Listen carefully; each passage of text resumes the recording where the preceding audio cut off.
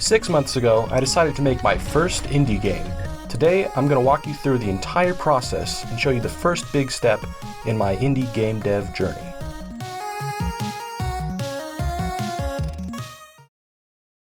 Six months ago, I was planning on a normal career as a software developer. While working on a project for a Python course, I had to run tests that took a long time. While these tests were running, I made a game called Gun Wizard. I hadn't made a game in a while, so I had forgotten how dang cool it is to make a video game from scratch. I felt the urge to abandon my enterprise software development career in pursuit of game development, but I was too scared. A couple days later, I suddenly saw myself as an old man who never even gave his dreams an honest chance. I decided that even if I ultimately fail, I'd at least be able to say that I tried. So, I decided to make a commercial game.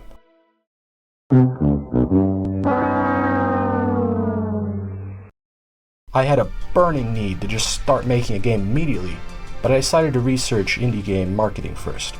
I found out that genre is super important for making a successful game. For example, Steam users don't typically play platformers, but they love first-person shooters. After I learned the importance of genre, I decided to make a roguelike, because that's a genre that both Steam users and I love. So, I played several roguelikes, including Peglin. Peglin was an immensely successful game marketed as the pachinko roguelike. I thought that was a cool idea, so I decided to make a Breakout or Brick Breaker roguelike. I worked on it for a week, and then realized that, well, it just wasn't fun.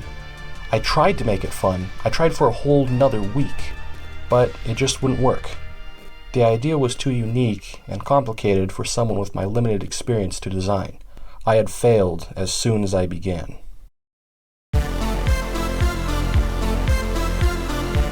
I needed to come up with another game idea. I decided to make an FPS roguelike. I also decided that you should play as a wizard, simply because, well, wizards are cool, come on. Looking back, this was a bit ambitious, but it somehow worked out. I got going and made a quick technical and visual prototype. It was awesome. Exploring this tiny world I had just created had filled me with excitement over the endless possibilities. It felt like I was playing Minecraft again for the first time. Anyways, I came to the conclusion that I had to make this game, and I had to make it a good one, so I got to work.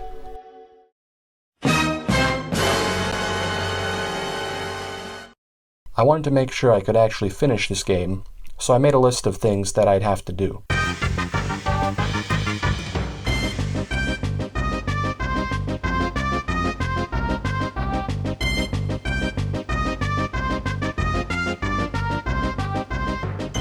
Now that's a long list. So long, in fact, that I started to get scared that I'd bitten off more than I could chew. I ignored the feeling and decided to push on. I added a movement system, started on the weapon system, made a health and damage system, and a couple other things. That may sound like I was off to a good start, but in reality, these things took a lot longer to do than I had initially thought. The weight of the list of things that I still had to do was becoming more apparent, but regardless, I pushed on. That is, until I hit a brick wall. The Abyss. After I had made some of the skeleton of an FPS game, I decided to make some of the roguelike skeleton, the level generation system. Basically, the system randomly picks and places pre-made rooms throughout the level. I started to code the basics of the system, but I kept finding weird issues and bugs. Several days went by and it still wasn't improved. I was really starting to wonder if I could make this game. Every time I tried to fix it, it just got worse. I started to go crazy. Then, after a couple weeks, the solution just came to me. I don't know how or why, but it did. Basically, it was just a simple little logical error I was making that was causing all the trouble. I was relieved that I had added level generation, one of the more complicated pieces of the project, but I was now more wary of what was to come.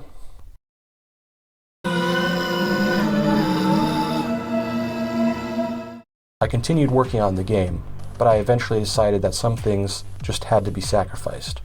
So, I got out the to-do list and started brutally cutting features and content. I originally wanted there to be 20 wands, but I cut it down to 12. I wanted there to be 3 levels before the boss fight, but now there's only 2. It's still a good game, but I was sad at the loss of scope.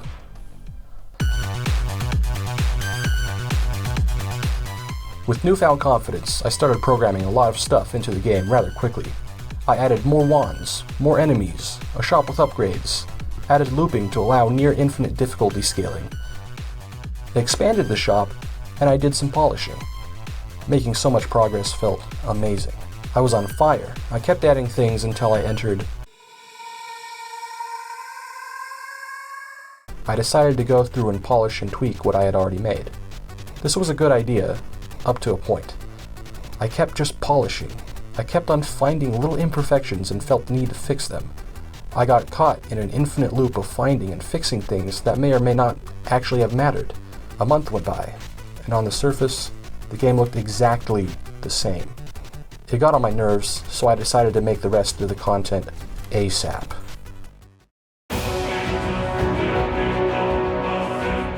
I started by making the rest of the enemies and props. Here's a homunculus enemy that I made, but scrapped in favor of this gold golem. He lacked contrast and was looking kinda ugly, so I touched him up a bit.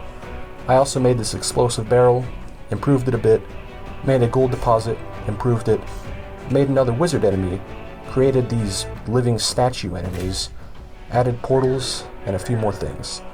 I also added a boss fight and some weird lore stuff. The game was complete, or so I thought. Even though I had made everything that I needed to, I still needed to polish it. I won't go into detail because polish is kinda boring, to be honest, but I didn't get trapped in polish hell this time, though, because I was excited to finish the game. Now it's time to market the game, so go Wishlist Void Wizard. It comes out April 12th and is only going to be $3. Do it, do it, do it, do it, do it, do it, do it, do it, do it, do it, do it, do it, do it, do it. It'll make your life better. Do it. Do it. Now. And thanks for watching.